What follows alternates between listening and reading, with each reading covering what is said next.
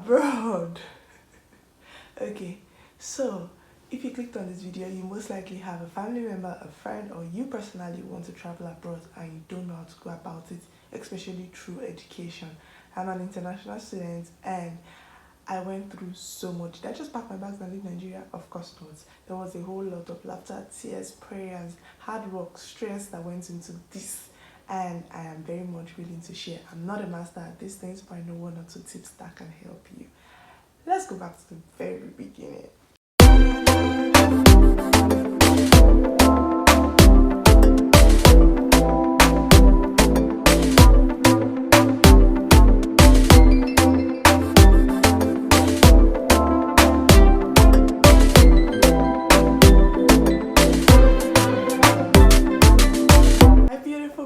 Welcome back to my channel. My name is Ayoola, and if you're seeing my video for the very first time, welcome.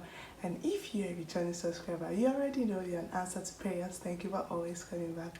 Okay, so I'm a YouTuber. I'm a Nigerian YouTuber based in Texas, and by the title or by the introduction, you most likely know what this video is about. So let's cut to the chase. How did my story start? If you are very much interested in traveling abroad, or traveling abroad, most especially to the US, which is where I am, I suggest you watch this video or recommend it to somebody that wants to. Okay, so I didn't just wake up and meet myself here, obviously. So I think it all started I graduated in 2018, and I think in 2019 I was already saying it that, oh, I'd like to do my second degree, and don't think I want to do my second degree in Nigeria. Yeah, so I've always been like on the matter, but I never actively did anything about it. Like, okay, US is my dream country. Oh yes, of course. It got to a time I started saying, okay, maybe I'll get an African country to do it, but I did not have the adequate resources to put this plan into effect. And even when I did not have the resources, I didn't really put so much like my effort into it, because of course person wey no get money, where they go? But so I just got a job and did my 9 to 5 and just lived my life, started my channel. Like, I didn't put my life on hold because I wanted to travel abroad. So I'm suggesting, if you have plans to travel abroad, don't put your life on hold, just keep doing whatever it is you're doing. Moving on, in 2020 I had a friend that was relocating to the UK, and I spoke to him that, oh, I would love to do my master's abroad. He was also going for his school, and I'm not sure his master's, but he was also going to school in the UK. And I was like, okay, I would like to do my master's abroad. How did you go about it? Even if it's the UK, it might just be a similar thing. So he was like, oh, he used an agent, and I'm like, oh, okay. Could you refer me to your agent? And he was kind enough. He gave me his agent's contact. That was in 2021. I think the whole thing started in late 2020. I was actively thinking about it. But in 2021, very early in 2021, like the first month or second month of 2021, the whole thing started again. Okay, so I got an agent's contact. I called the agent, and the agent was like, oh, was kind enough to tell me the truth. So he was like, oh, he doesn't he's not an agent for US schools, he only deals with UK. And I'm like, okay, thank you. But he was like, oh, I have someone that does US, I'm going to refer you to the person. And I said, okay, thank you, sure, why not? So he referred me to the person. I called the person, and the person was like, oh, yeah, he does US schools and all that. I'm like, okay, so what does he entail? He said, I'll have to pay a fee of 500,000. And I'm like, for what? Like, what am I paying 500? Somebody that now have money is barely keeping my head above the water with my 9 to 5. I'm like, what do I want to use the 500,000 to do? And he was like, oh, the 500,000 is for him to get me schools, like schools I would apply to, and just put me through the process. In my head, as an educated person that I was, happy that I am, I'm like, add up? Like, how does he add up? Like, you're not giving me a guarantee of getting me into a school of my choice, of getting me a course of my choice. You're just telling me to pay you 500,000 and you'll pull me through. And it was ridiculous to me. Maybe because I didn't have the money. Maybe if I had the money, I would have used an agent. If you have the money, you can use an agent, but I've heard stories with agents that did not really sit down well with me. So maybe that's another trigger why I didn't even bother myself to look for an agent.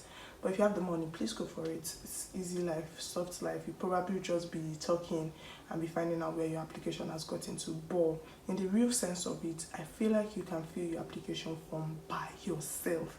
So first question, one of the questions I got during this whole my travel vlog, if you've been watching, thank you very much for that. And if you've not, please go back and just watch my travel vlogs. Enjoy travel with me to the US, and yeah, let's go back into what we're saying. So I told my sister about it because she was actively in the process.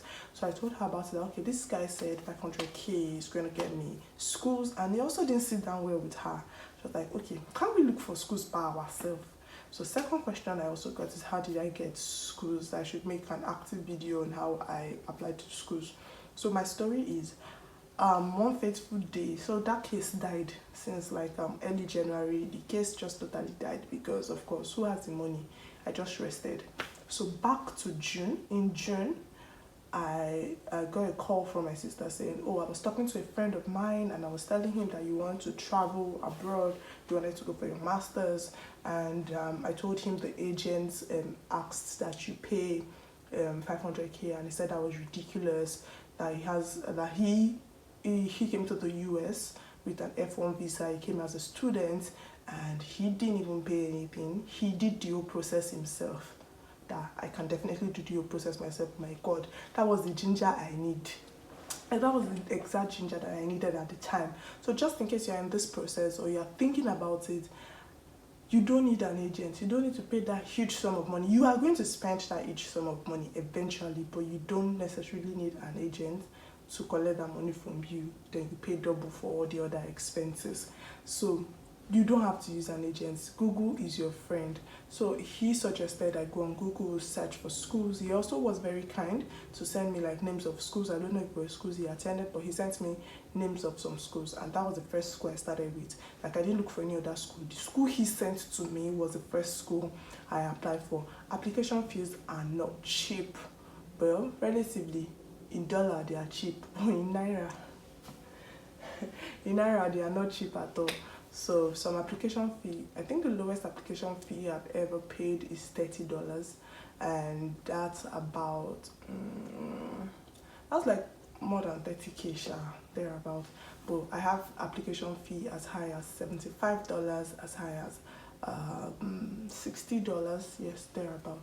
So first things first, you need to know the course you want to do. I graduated as a sociology student and all that, but I knew I didn't really want to do sociology again. I wanted to do more. I wanted to go for a more challenging course, a more lucrative course, so to say. So I knew that sociology might not even be it. Maybe something related to sociology, but not necessarily sociology. So here's the thing again. If you want to do a course different from your BSc course, is very possible. So it doesn't have to be that you study political science, you have to do political science as your second degree. It doesn't work that way. You can also look for another thing. So I knew the course I wanted to do. First off, I was searching for psychology, like actively. So I checked the school website. I did the work myself. He suggested the school to me, but I did the work myself. Like, so I went to the website, I read through, I checked psychology, I checked the requirements. The requirements were okay. I met the requirements because they needed a 3-point-something CGPA and all that. I met the requirement. The only thing I didn't meet was a GRE, a GRE exam. GRE is graduate record exam. It's an exam that most schools, especially US schools, require for certain courses. It's not for all courses. So that's why I was suggesting that if someone just tell you, oh, you need to write an exam, please be sure, go to the school website. Like Google, just make Google like your best friend. Go to the school website, be actively sure that you need the exam before you take the exam. Okay, so this school required GRE, and I went on. I went to register for GRE. I registered for classes for GRE, which were very much expensive. I'll be talking about all that like in my next video, because that will be my GRE experience. So I did all that, and unfortunately I I'm not pass. Okay, I didn't necessarily fail, but I didn't have like a great score. Maybe given the fact that I've graduated since 2018, then I'm going back to study again. The whole thing was just crazy, and it was in a short time. Okay, so applications were closing in August for psychology, and this was June. So it was a short time, so I couldn't meet up. By the time I was even done, by the time I registered for the exam, like the date I got for the exam was already past the application date. So I got the first rejection.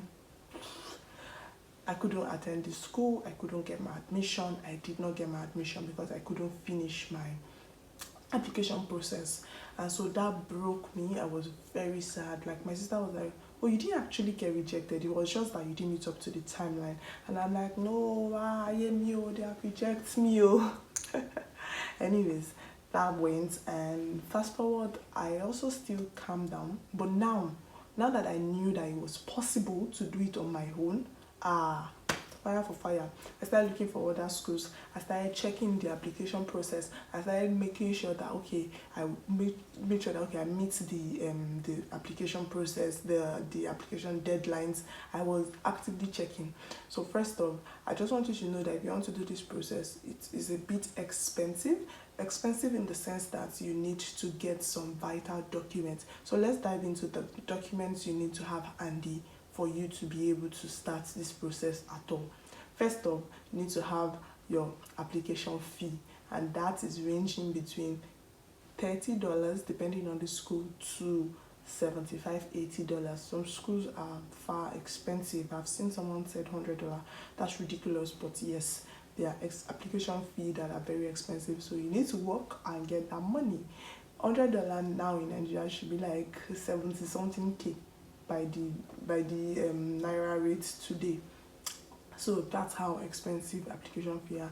Secondly, don't apply to just one schools. Don't put all your eggs in one basket.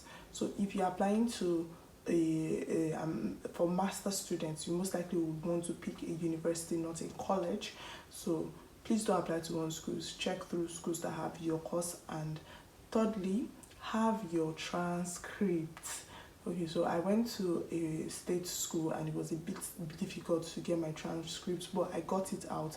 Make sure you check your transcripts correctly, because in my 300 level results, they made a mistake. They put somebody's name, entirely different person's name on my results. It was crazy. So check it properly before sending it to these schools.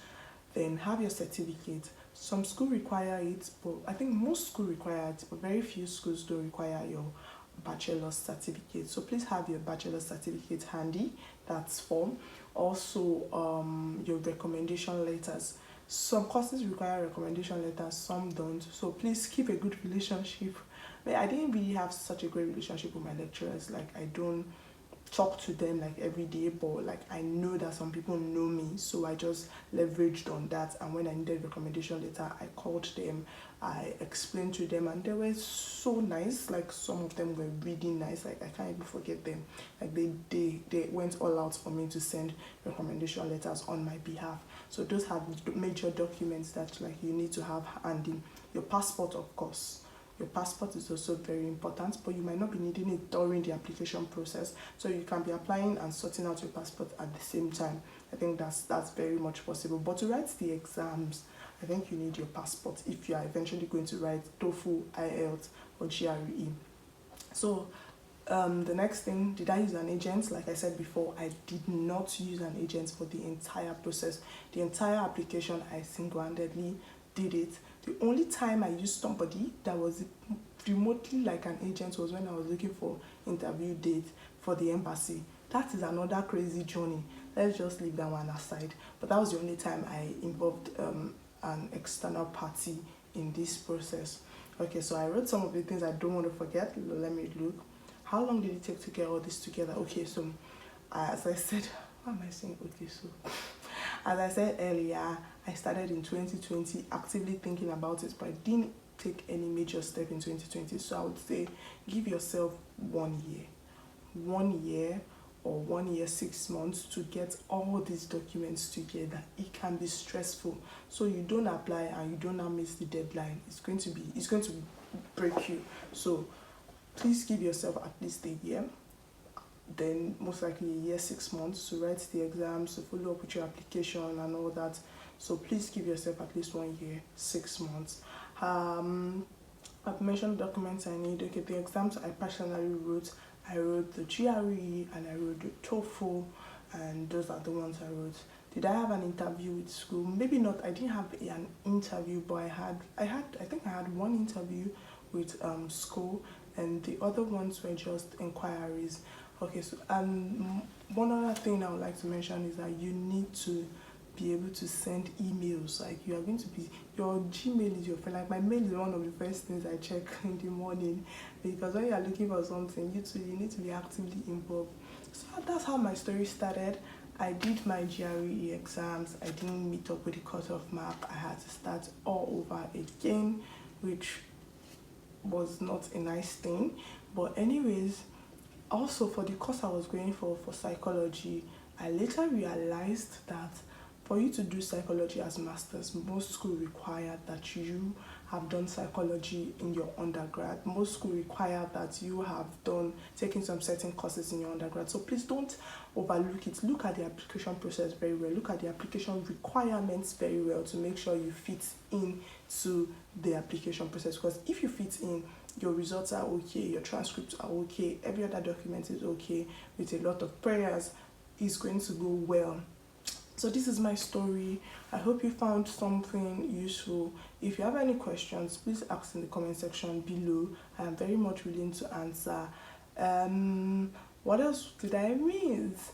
Okay, so the next video is going to be about my GRE process, how I went about it, how I wrote it, if mistakes I made along the line. Like, it's going to be an entire GRE discussion. So if that's something you're interested in, please don't forget to keep on this tab and keep watching, subscribe to the channel, turn on the notification bell to see every time I upload a new video, and also don't forget to drop a comment, please watch ads. Yes, watch ads. Anyways, thank you very much for watching, and I'll see you in my next video.